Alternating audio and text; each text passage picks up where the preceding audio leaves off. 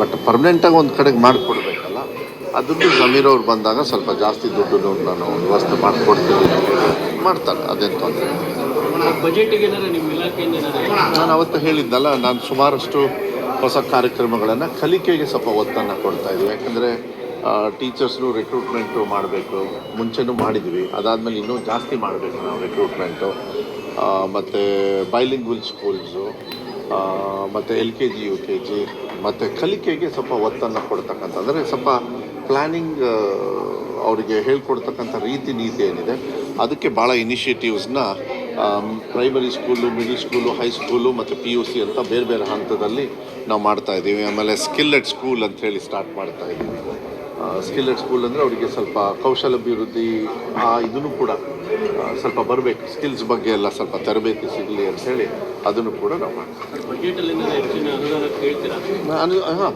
Mainly ನನಗೆ ಬೇಕಾಗಿರೋದು teacher ರಿಕ್ರೂಟ್ಮೆಂಟಿಗೆ rooms ಇವೆರಡಕ್ಕೆ ಜಾಸ್ತಿ ಅನುದಾನ ಕೊರತೆ ಕಾಣಿಸುತ್ತೆ. ಯಾಕೆಂದರೆ ಅದು ಹಿಂದೆಯಿಂದ ಇಷ್ಟು ವರ್ಷ ಕೊರತೆ ಕೊಟ್ಟು ಬಂದುಬಿಟ್ಟಿದ್ದಾರೆ.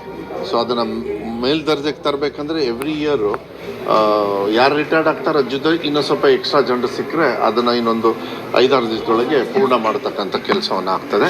ಮತ್ತು ಕಲ್ಯಾಣ ಕರ್ನಾಟಕ ಭಾಗದಲ್ಲಿ ಸುಮಾರು 80% ಎಲ್ಲ ಟೀಚರ್ಸ್ನ ರಿಕ್ರೂಟ್ಮೆಂಟ್ ಮಾಡೋದಕ್ಕೆ ಆಗಲೇ ಪರ್ಮಿಷನ್ ಸಿಕ್ಕಿದೆ. ಪ್ಲಸ್ ಕಲ್ಯಾಣ ಕರ್ನಾಟಕ ಭಾಗದಲ್ಲಿ ಭಾಳ ಸಂತೋಷ ಏನು ಅಂತಂದರೆ ಅಲ್ಲಿ KKRDBಯಲ್ಲಿ ಬರ್ತಕ್ಕಂಥ 25% ಬರೀ ನನ್ನ ಇಲಾಖೆಗೆ ಕೊಟ್ಟುಬಿಡ್ತಾರೆ. ಸೊ ಅಲ್ಲಿ ತುಂಬ ಹಿಂದೆ ಉಳಿದಿದೆ, ಕಲಿಕೆಯಲ್ಲಿ ಉಳಿದಿದೆ ಅಂತಕ್ಕಂಥದ್ದು ಭಾವನೆ ಏನಿತ್ತು, ಈಗ 2 ವರ್ಷದಿಂದ ನಮ್ಮ ಸರ್ಕಾರ ಬಂದ ಮೇಲೆ ಕೋಟ್ಯಾಂತರ ರೂಪಾಯಿ, ಆಲ್ಮೋಸ್ಟ್ ಅಬೌಟ್ 1000 crores ಮೇಲೆ ಬಂದಿದೆ, 1500 crores ಬಂದಿದೆ ಬರೀ ಶಿಕ್ಷಣ ಇಲಾಖೆಗೆ.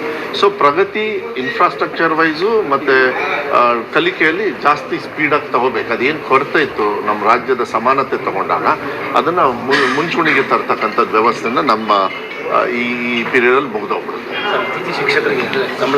ಅತಿಥಿ ಶಿಕ್ಷಕರ ಸಂಬಳ ಜಾಸ್ತಿ ಮತ್ತು ಊಟ ಅಡುಗೆ ಮಾಡಿದವ್ರದ್ದು ಸಂಬಳ ಜಾಸ್ತಿ ಅದನ್ನು ಮಾಡ್ತೀನಿ ಅಂತ ಮಾನ್ಯ ಮುಖ್ಯಮಂತ್ರಿಗಳು ಕೂಡ ಹೇಳಿದ್ದಾರೆ. ನಾವು ಬಜೆಟಲ್ಲೂ ಕೂಡ ಕೇಳ್ಕೊಂಡು